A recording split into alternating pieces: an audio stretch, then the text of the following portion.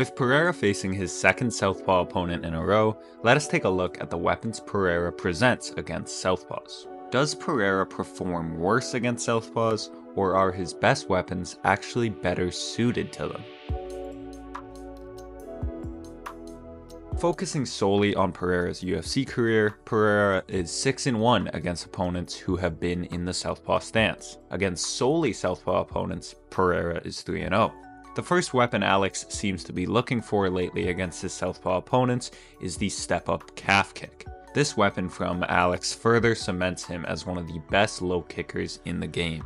Many MMA fighters who are fond of the low kick freeze when they find an open stance matchup. While kicking to the inside of the leg in an open stance matchup can be damaging, it has two major drawbacks. Counterpunching. In Gaethje vs Poirier 1, before Gaethje turned on the ability of patience, Gaethje's whole style revolved around moving forward, putting up a high guard, and blasting low kicks. With Poirier being a southpaw, that meant he was about to eat a lot of inside low kicks. Gaethje relentlessly blasted these, and for it, ate a ton of counter left hands from Poirier.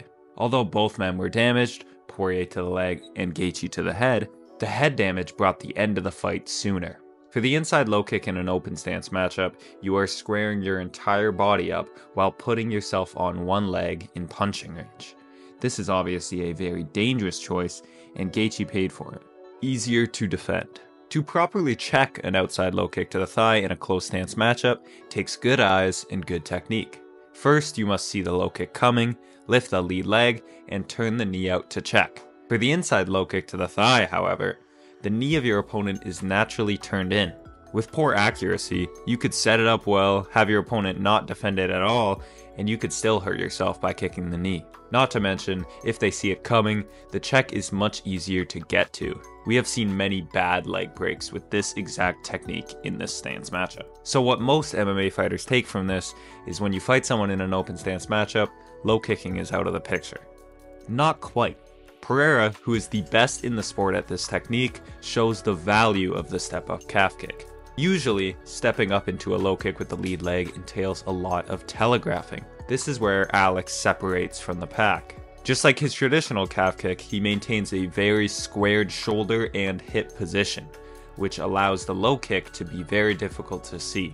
Although Poaton's regular calf kick is probably more deadly, his opponents are not safe from having their legs crippled when they go southpaw. The rear kick. In the open stance matchup, both fighters have access to the path for the rear body kick. The round kick to the body and to the head from Pereira is thrown like all his other kicks, with very little telegraph. The way that Poaton prioritizes the holding back of shoulders and hips with every one of his kicks suggests that Poaton and his team have a theory: deception over destruction. The thing is though, Alex is built like a Greek god and everything he throws is very destructive. But he does clearly understand that he doesn't need to overswing for power, and he puts his emphasis on hiding his techniques, both punches and kicks. Pereira was employing a really nice teep off of his back leg in the Roundtree fight to chip at the gas tank and damage the body. This would be a really nice weapon to do the same against Ankalaev. Yes, Magomed has the ability to wrestle, but I personally don't believe that you shouldn't kick a wrestler. Of course, there are dangers, but there is an effective way to do it, and Pereira is definitely a good enough kicker to make this work. Hand fighting and counterpunching. In the open stance matchup, the lead hand fight is very important. The jab in this stance matchup is usually neutralized because the lead hands are so close together. This interrupts the path of the jab and makes it harder to land. Because of that, opponents often throw their backhand more. Alex showed a tremendous ability to slip a southpaw left hand and counter with his own right hand. He did this multiple times in the Khalil Roundtree fight in the final round, but another way he encourages his opponent to throw that backhand is by successfully hand fighting.